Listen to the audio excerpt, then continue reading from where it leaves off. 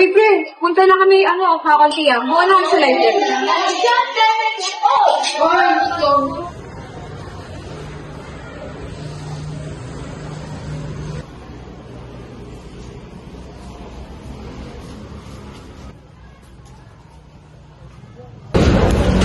Ay, pre. Una ka na pala sa library. Mag-CR pa ako tapos susunod pa sila sa'yo. Susunod.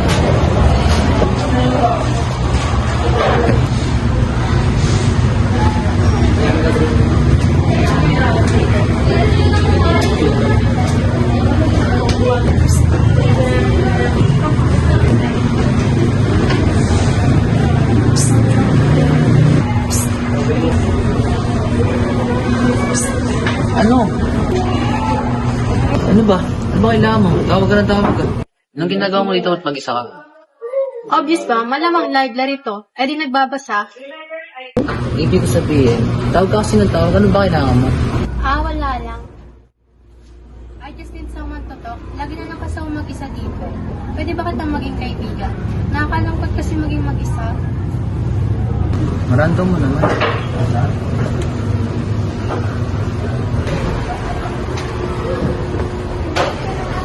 Nandito ka ulit? So friends na ba tayo? Ha? Sino sabi sa'yo? Dito ako para mag-contact information about sa research namin, di para sa'yo. Oo nga pala. Ba't lagi ka na sa library? Mga oras na, umuwi ka na doon ka na magbasa. Magano kasi sa bahay, tapos ang ingay. Can't focus sa binabasa ko. So, ang best choice, dito talaga sa library. Bakit? Paano ka? Sabi saan galing ka sa clinic? Wow, concern. So payag ka na? Na ano? Yung friends ko. Sige, oo na. What's your name, pala? 가려진 오랜 시간이 Yan. 우리를 다시 불러와 어느 곳에 있어도 Bakit ba lagi ka sa library? 그 끝은 naman na 항상 research natin. 너인 곳 Tingikita ka dun, no? Paano ba mo nalaman pag mahal sa tao? Pero hindi lang kaibigan. Tanong mo sila. Alam mo nakakalungkot.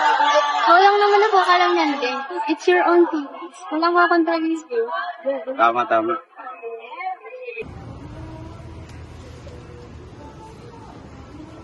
인 걸. Hi! Ano yung dala mo? Pengi. O ito, para sa'yo. Sino mo nalagay? Bakit? Para saan? Kasi pa. Cause I'm falling slowly in love with you 오랫동안 기다려온 너는 봄이야 Cause I'm falling Pre, kaya papakilala yung girlfriend mo? Kayo, pero wala kayong online communication. Parang messenger, parang Facebook, wala. Alam mo, niniwala man ako kahit wala kaming online communication. Basta may tiwala kami sa isa't isa. Mabubuhay pa rin.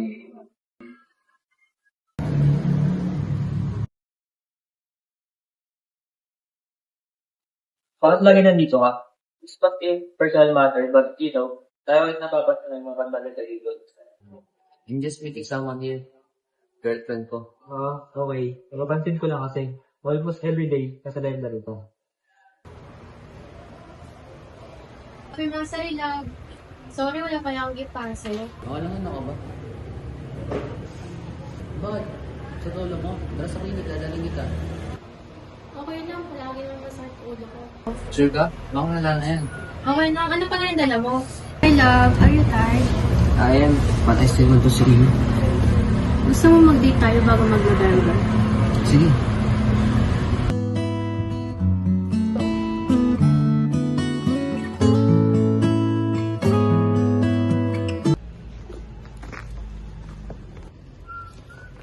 Uy, pre! Sorry pala? Oo. Pre! Pam? Pam? Kilala mo? Kami nang ginulas. Excuse me. Kaya naman si Pamela? Ha? Asa yung kasama mo? Pinauna ko na po. Bakit ka pala napadpad doon? Bakit po? Kasi, simula namatay si Pam, kung di ako, kapatid na lang pupunta doon. Ha? Paano? Bakit?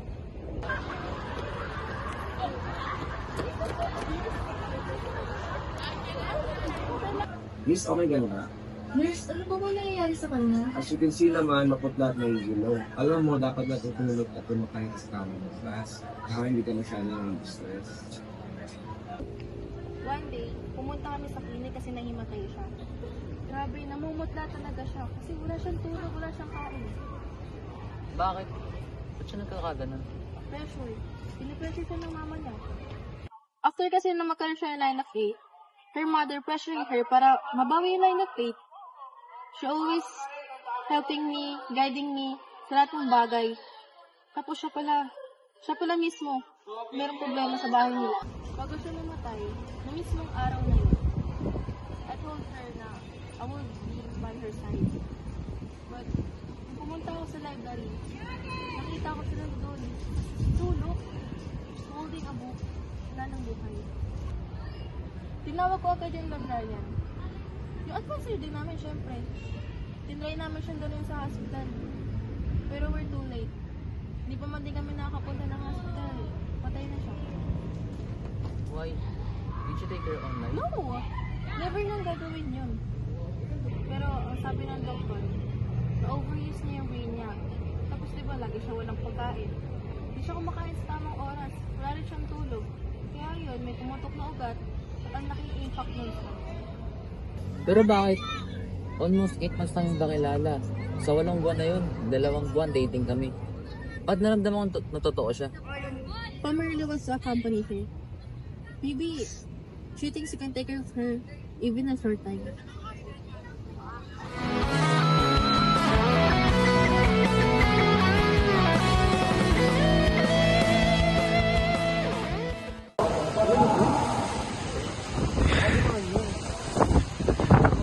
Forever na kayo.